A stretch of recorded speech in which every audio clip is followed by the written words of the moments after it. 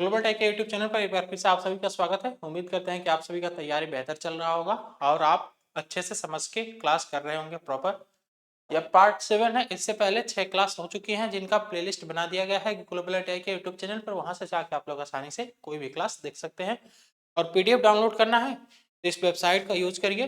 पहला, दूसरा, तीसरा क्लास में हमने बताया है कैसे पीडीएफ आपको डाउनलोड करना है। फिर छठवें क्लास में भी बताया है, वहां पे भी आप देख सकते हैं कि कैसे पीडीएफ डाउनलोड करना है। पीडीएफ आप लोग जाके आसानी से डाउनलोड कर सकते हैं। ठीक है भाई, चलिए देर न करते हुए स्टार्ट करते हैं आज का अपना पहला क्लास। देखते हैं पहला क्वेश्चन क्या है। हमारा पहला क्वेश्चन है कि किस प्रकार की आर्मेचर वाइंडिंग का चित्रण किया गया है। यहाँ पे किस प्रकार की आर्मेचर वाइंडिंग का चित्रण किया गया है। सबसे पहले तो मुझे ये बताओ कि ये लैप वाइंडिंग है या वेव वाइंडिंग है। ये है आपकी लैप वाइंडिंग। कौन सी वाइंडिंग है भाई? ये आपकी है लैप वाइंडिंग। ठीक है, लैप वाइंडिंग तो क्लियर हो गया। Lap winding. अब मुझे इतना बता दो कि ये कौन सी वाइंडिंग है, एकहरी वाइंडिंग है या फिर दोहरी वाइंडिंग है। एकहरी वाइंडिंग है या फिर दोहरी वाइंडिंग है। तो हमने आपको पहचानने का तरीका आप एक बताया था कि आप ऐसे पहचानिए कि पहली वाइंडिंग, पहली कॉइल का पहला टर्मिनल और दूसरे टर्मिनल के बीच का डिस्टेंस देखिए। दूसरा टर्मिनल कहाँ पे है? यहाँ पे। ठीक है, तो इन दोनों के बीच का अंतर निकाल लीजिए। तो 3 - 1 करेंगे तो कितना आ जाएगा? 2 आ जाएगा। तो ये क्या हो जाएगी? ये हो जाएगी हमारी दोहरी वाइंडिंग। दोहरी वाइंडिंग। ठीक है, ये पहचानने का तरीका है इसका।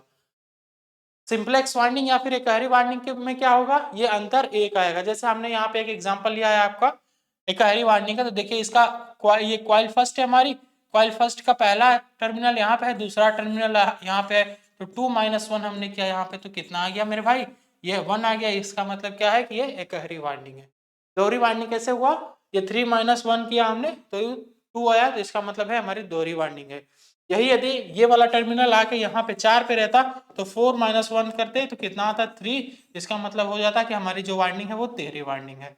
ठीक है, तो ये पहचानने का इसका तरीका है। ये वाइंडिंग कौन सी हुई? Duplex lap winding. Duplex lap winding, दोहरी लैप वाइंडिंग है। ठीक है, तो उम्मीद है कि ये चीज आपको एकदम अच्छे से समझ में आया होगा और आप सिंप्लेक्स वाइंडिंग, डुप्लेक्स वाइंडिंग पहचानने का तरीका भी समझ गए होंगे। ठीक, चलिए बढ़ते हैं अगले क्वेश्चन की तरफ। अगला क्वेश्चन है आर्मेचर के लिए कौन सा ग्राउलर सचित्रण है। ये आपका ग्राउलर दिया हुआ है यहाँ पे। ऊपर एक इसने मिली वोल्ट मीटर लगा दिया है। मिली वोल्ट मीटर हमने किस लिए लगाया था? मिली वोल्ट मीटर हमने लगाया था ओपन सर्किट फॉल्ट को डिटेक्ट करने के लिए। जहां पे जिस क्वाइल स्लॉट में ओपन रहता था, मतलब कि ओपन सर्किट फॉल्ट हुआ रहता था, वहां पे हमारा मिली वोल्ट फ्लक्चुएट नहीं करता था या इंडिकेट नहीं होता था, विक्षेपित नहीं होता था, डिफ्लेक्ट नहीं होता था, जो भी कह लीजिए। ठीक है, तो जहां जिस स्लॉट में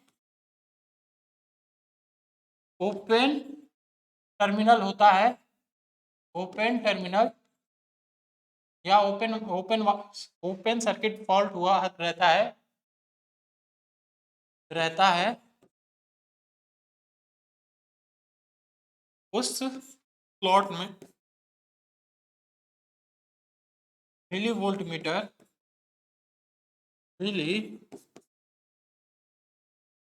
मीटर विक्षेपित नहीं होता है। ठीक है, विक्षेपित नहीं होता है। और एक और हमने आपको तरीका बताया था जिसमें दांतेदार ब्लेड लिया था हमने, जिससे हम लोग शॉर्ट सर्किट फॉल्ट डिटेक्ट करते थे। जिस स्लॉट में शॉर्ट सर्किट फॉल्ट होता था वहां पे हमारी जो ब्लेड है, ब्लेड बहुत तेजी से वाइब्रेट करने लगती थी उस स्लॉट के आसपास। ठीक है, उस स्लॉट के पास में। तो ये क्या हो जाएगा भाई? ये हो जाएगा हमारा open coil test. Open coil test कैसे किया जाता है? मिली वोल्ट की सहायता से। ठीक है, एक और तरीका इसका ये है कि एक तार ले लीजिए, एक तार यहां से लेके और ये इस पे कनेक्ट कर दीजिए। ठीक है, जहां जहां पे तार आपका स्पार्किंग कर रहा है, इसका मतलब ये है कि वो वाइंडिंग सही है। और जहां पे तार स्पार्किंग नहीं कर रहा है, जहां पे स्पार्किंग करना बंद कर दिया, इसका मतलब ये है कि यह ओपन, उस वाइंडिंग का जो उस स्लॉट है, उस स्लॉट में वाइंडिंग कहीं ना कहीं ओपन सर्किटेड है। ठीक है, तो ये भी एक तरीका हो सकता है ओपन सर्किट फॉल्ट डिटेक्ट करने का। ठीक, चलिए बढ़ते हैं आगे। डीसी मोटर में सामान्य से ऊपर और दोनों नीचे दोनों तरह की स्पीड को, देखिए जो हमने आपको बताया था कि field control method, field control method, field control method किस लिए यूज किया जाता है? एबव द बेस स्पीड के लिए, ठीक है, एबव द बेस स्पीड।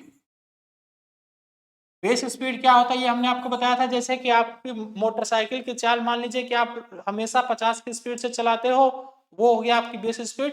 किसी दिन आप 50 से अधिक की स्पीड से चलाने गए तो वो एबव द बेस स्पीड हो गया, और किसी दिन आप 50 से नीचे चला रहे हो तो वो बिलो द बेस स्पीड हो गया। वैसे ही आपकी जो मशीन है डीसी मशीन, इसमें कैलकुलेटेड एक वैल्यू होती है कि ये मशीन इतने स्पीड से चलनी चाहिए, ठीक है। यदि उस स्पीड से कम की स्पीड पे चल रही है तो इसका मतलब है कि हमारी machine below the base speed चल रही है, और यदि उससे अधिक जो हमारी कैलकुलेटेड वैल्यू आई है उससे अधिक की स्पीड पे चल रही है तो इसका मतलब है कि हमारी machine above the base speed से चल रही है, ठीक है। तो एबव द बेस स्पीड की गति को कंट्रोल करने के लिए हम लोग फील्ड कंट्रोल मेथड यूज करते हैं। जो हमारा दूसरा है आर्मेचर कंट्रोल मेथड, इसका यूज हम लोग करते हैं बिलो द बेस स्पीड के लिए, ठीक है जी, below the base speed. Armature control method below the base speed, base speed, ठीक। और बाकी जो हमारा वॉर्ड लियोनार्ड मेथड है या वोल्टेज कंट्रोल मेथड है, इसका यूज हम लोग दोनों तरह की स्पीड को कंट्रोल करने के लिए करते हैं, बिलो द बेस स्पीड या एबव द बेस स्पीड, ठीक है। तो यहाँ पे डी ऑप्शन एकदम सही हो जाएगा, वॉर्ड लियोनार्ड मेथड। यहाँ तक तो कोई दिक्कत नहीं हुई होगी आपको। चलिए अगला क्वेश्चन देखते हैं कि कम्यूटेटर क्यों तेज चमक उत्पन्न कर रहा है। कम्यूटेटर में चमक उत्पन्न हो रही है बहुत तेजी से, इसका मतलब क्या है? इसका मतलब ये है कि कहीं ना कहीं जो हमारा ब्रश है वो गलत कनेक्ट हो गया है, ब्रश का कनेक्शन सही नहीं है। ब्रश हमेशा जीएनए पे एमएनए पे रखा जाता है, यदि एमएनए से इधर उधर कहीं पे भी रख दिया गया या थोड़ा सा कनेक्शन उसका बदल के कर दिया गया तो वहां पे स्पार्किंग एकदम होना तय ही है। ब्रश की गलत स्थिति है, इस वजह से स्पार्किंग हो रही है कम्यूटेटर पे, ठीक है। तो यहाँ पे ए ऑप्शन एकदम करेक्ट है। बाकी हम लोग देखेंगे भी नहीं, आगे बढ़ जाएंगे। चल रही डीसी मोटर में प्रेरित ईएमएफ की क्रिया क्या है? प्रेरित ईएमएफ जो होता है, जो भी ईएमएफ इंड्यूस्ड होता है वो ईएमएफ ऐसा होता है कि जो हमारा टर्मिनल वोल्टेज है, टर्मिनल वोल्टेज का अपोज करता है, या फिर कह सकते हैं कि सप्लाई वोल्टेज का अपोज करता है, ठीक है। जो मोटर में ईएमएफ जनरेट होती है ना, वो इसीलिए तो उसको बैक ईएमएफ कहते हैं यार। मोटर में डीसी मोटर का जो ईएमएफ होता है, डीसी मोटर का ईएमएफ, उसको क्या कहते हैं हम लोग? बैक ईएमएफ कहते हैं। बैक ईएमएफ क्यों कहते हैं? क्योंकि यही बैक ईएमएफ जो है यह सप्लाई वोल्टेज का अपोज करता है, ठीक है।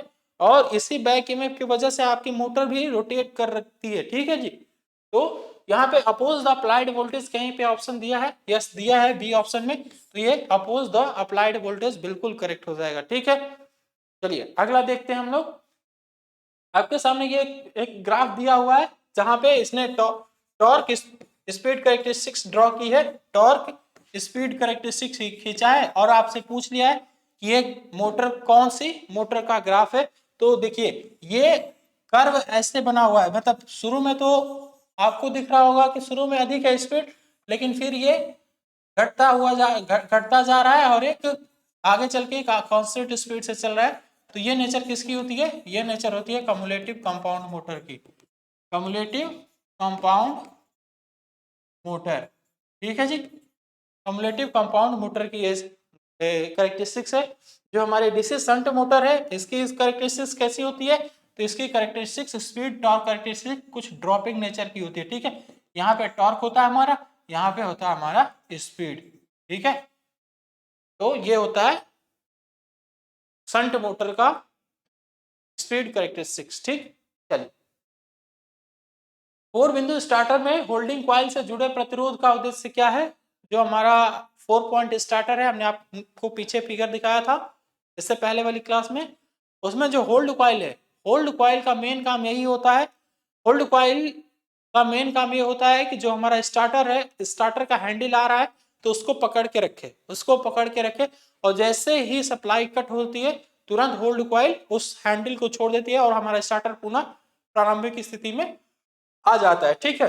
तो उससे जुड़ा जो प्रतिरोध है, जो उसके सीरीज में प्रतिरोध जुड़े हुए हैं, उसका क्या काम होता है? तो उसका काम बस यही होता है कि लिमिट करता है करंट को, एनवीसी में करंट को जाने से लिमिट करता है, ठीक है। जो हमारी 9 वोल्ट कॉइल है उसके करंट को लिमिट करता है। क्लियर है? चलिए देखते हैं अगला क्वेश्चन। अगला क्वेश्चन बोला है कि डीसी श्रृंखला की फील्ड वाइंडिंग मोटे तार के साथ वाउंड क्यों है? डीसी श्रृंखला, देखिए दो तरह की वाइंडिंग होती है। एक वाइंडिंग होती है हमारी series field winding, series field winding, और एक होती है हमारी शंट फील्ड वाइंडिंग, ठीक है, शंट फील्ड वाइंडिंग। इन दोनों वाइंडिंग को अलग अलग तार से क्यों किया जाता है? देखिए जो शंट फील्ड वाइंडिंग है ना, इसको हम लोग पतले तार से करते हैं, ठीक है, पतले तार से।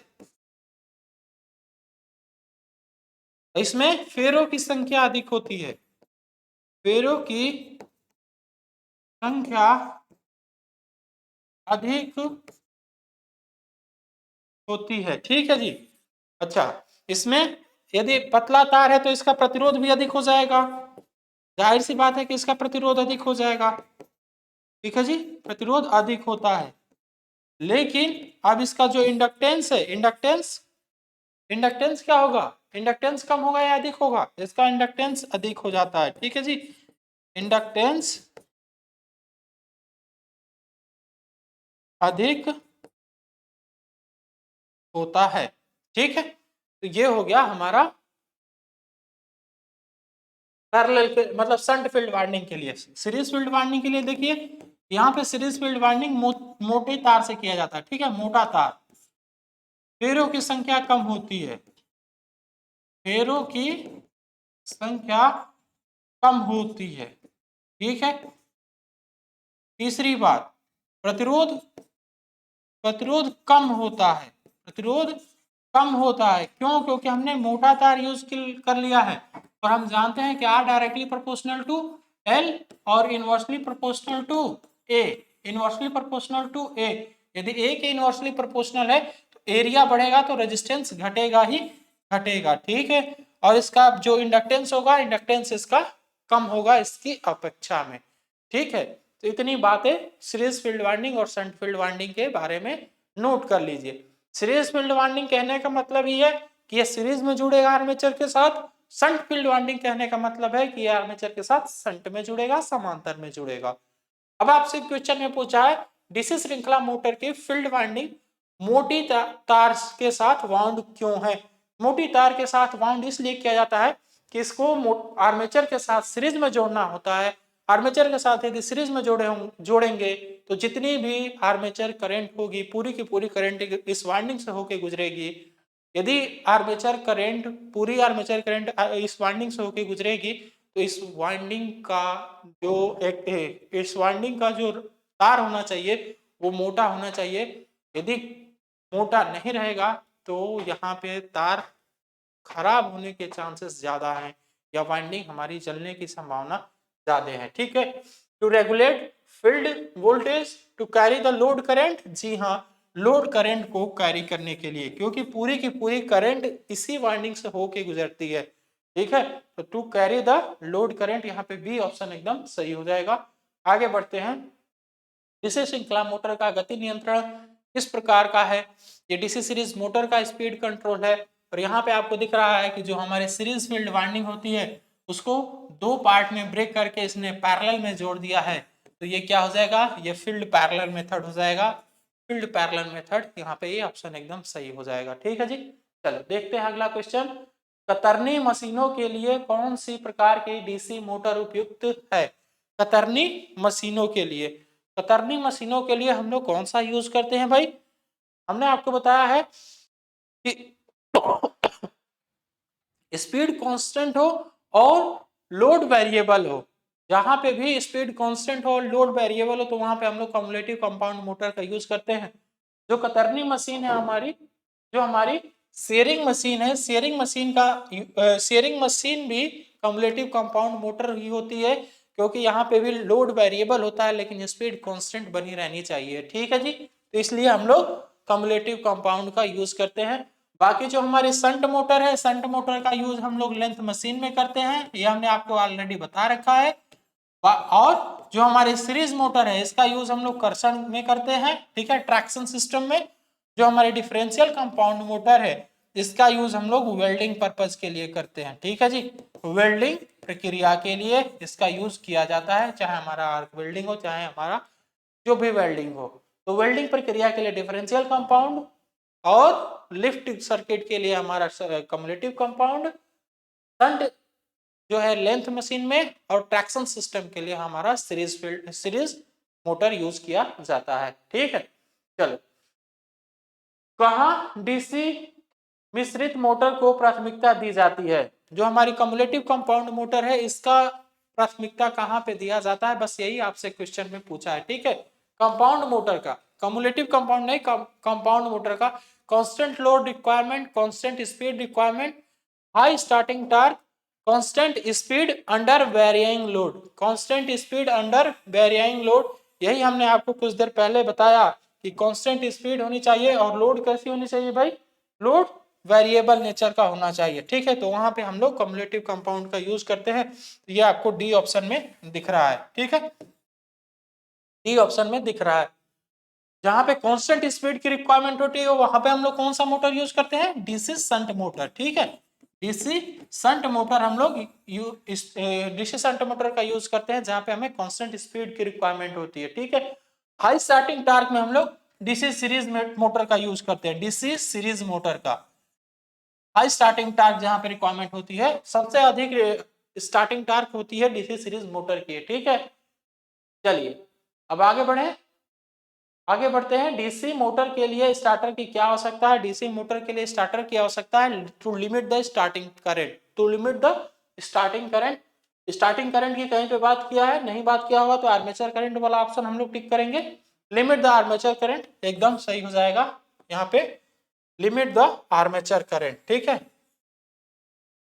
स्टार्टिंग करंट कहीं पे नहीं दिया है ना, स्टार्टिंग करंट नहीं दिया है तो हम लोग लिमिट करंट कर लेंगे। ठीक है, चलिए आगे बढ़े। आर्मेचर वाइंडिंग का परीक्षण करने के लिए किस प्रकार के उपकरण का उपयोग किया जाता है? आर्मेचर वाइंडिंग का परीक्षण करने के लिए हमने आपको बताया है कि ग्राउलर का यूज करते हैं। ग्राउलर इंटरनल और एक्सटर्नल दो तरह का होता है। हम लोग एक्सटर्नल ग्राउलर का यूज करते हैं जिसमें दो प्रक्रिया अलग अलग है। एक में हम लोग ग्राउलर के ऊपर लगा लेते हैं दांतेदार ब्लेड जिससे हम लोग शॉर्ट सर्किट फॉल्ट डिटेक्ट करते हैं, और एक में हम लोग ऊपर मिली वोल्ट लगा देते हैं जिससे हम लोग ओपन सर्किट फॉल्ट डिटेक्ट कर लेते हैं अपने आर्मेचर वाइंडिंग का। ठीक है, यहाँ पे ग्राउलर बिल्कुल करेक्ट हो जाएगा। बाकी मेगर का यूज हम लोग कहाँ पे करते हैं भाई, इंसुलेशन रेजिस्टेंस ज्ञात करने के लिए। ठीक है, इंसुलेशन प्रतिरोध ये ज्ञात करने के लिए हम लोग मेगर का यूज करते हैं। मल्टीमीटर का तो यूज हम लोग वोल्टेज हो गया, करंट हो गया, रेजिस्टेंस हो गया, ये तीनों चीज मेजर करने के लिए हम लोग मल्टीमीटर का यूज कर लेते हैं। ओम मीटर का यूज भी प्रतिरोध मापने के लिए ही किया जाता है।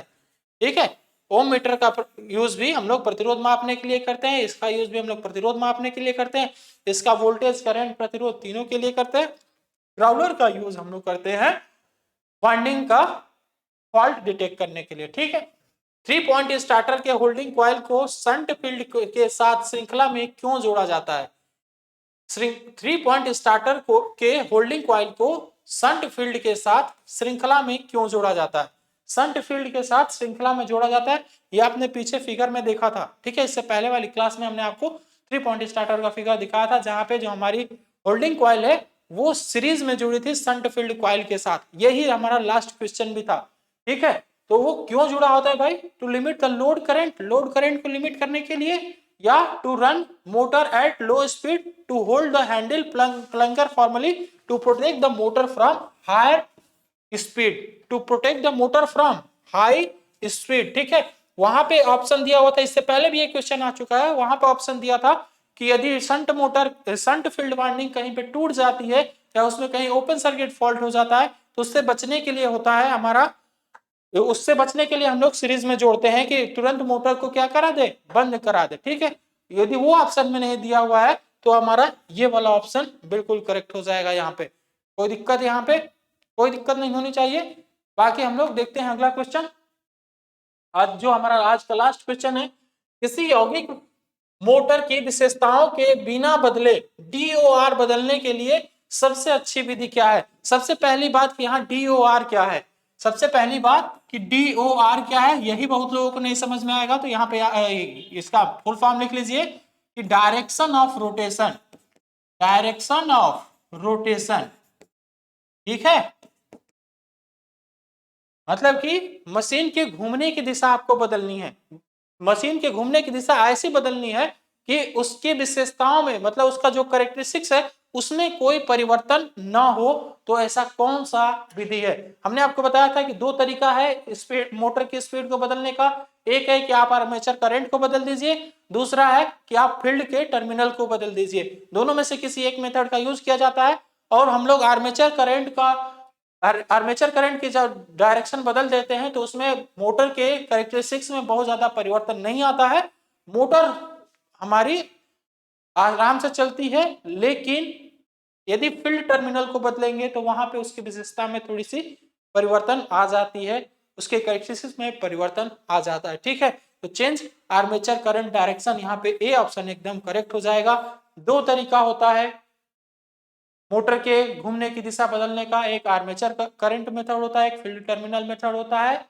दोनों में से किसी एक का ही हम लोग हमेशा यूज करते हैं यदि मशीन की डायरेक्शन को चेंज करना है। तो यदि आप दोनों को एक साथ यूज कर लेते हैं, आपने फील्ड टर्मिनल को भी बदल दिया, आर्मेचर करंट को भी बदल दिया, तो आपकी मशीन जैसे पहले चल रही थी अभी भी वैसे ही चलेगी, इसमें कोई परिवर्तन नहीं होगा, ठीक है। बात समझ में आ गई? चलिए आज के लिए बस इतना है, बाकी हम लोग मिलते हैं नेक्स्ट वीडियो में नेक्स्ट क्वेश्चंस के साथ। धन्यवाद।